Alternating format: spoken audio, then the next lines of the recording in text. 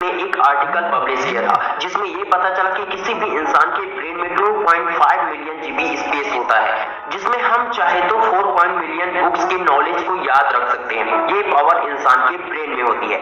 इतनी ज्यादा पावर होने के बावजूद कई लोगों को बहुत देर से याद होता है, जिसके कारण वे ज्यादा क्वेश्चन याद नहीं कर पाते हैं। उन्हें बहुत दिक्कतों का सामना करना पड़ता है। टॉपर स्टूडेंट की सबसे बड़ी क्वालिटी होती है कि वो सब कुछ बहुत जल्दी याद कर लेता है। जल्दी याद करने का संबंध आपके ब्रेन से है। यदि आपका दिमाग ही जल्दी कैच नहीं कर पाएगा तो आप जल्दी याद नहीं कर पाओगे।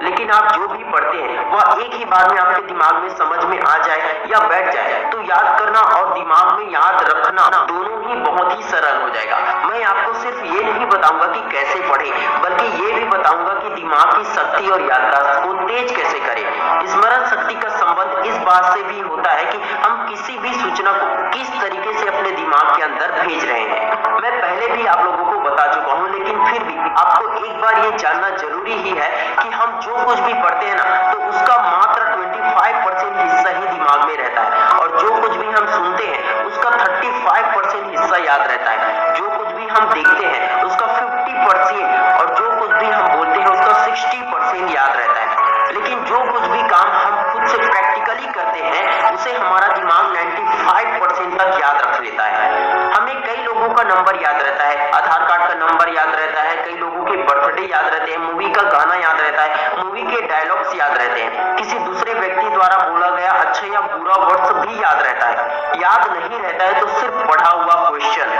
क्यों? क्योंकि आपको पढ़ने का सही तरीका नहीं आता है।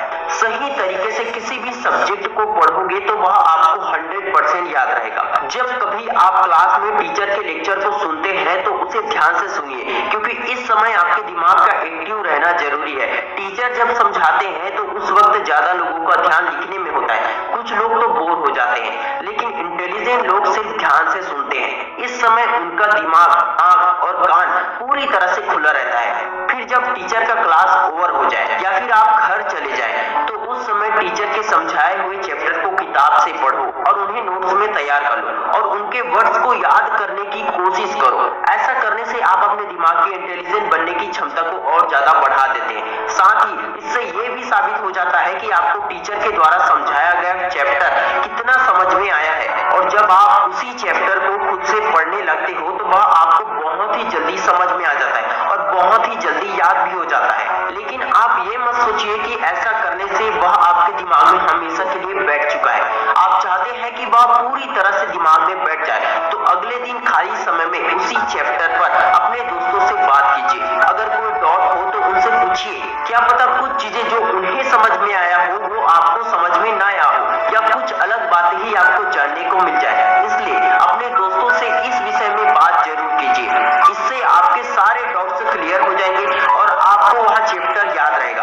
और जब आप उसी को एग्जाम के वक्त रिवीजन करेंगे तो आपको ज्यादा मेहनत नहीं करनी पड़ेगी, बल्कि बहुत ही कम टाइम में बहुत जल्दी याद हो जाएगा। मैंने आपसे कहा था कि हम जो कुछ भी करते हैं उसका 95% याद रहता है। जो लोग नोट्स बनाते हैं ना, वे पढ़ते हैं, लिखते हैं, सुनते हैं और समझते भी हैं। इस तरह से उन्हें वो चैप्टर पूरी तरह से याद हो जाता है और एग्जाम के समय में वे बहुत ही कम समय में याद कर लेते हैं। मैंने काफी लोगों को देखा है जो जल्दी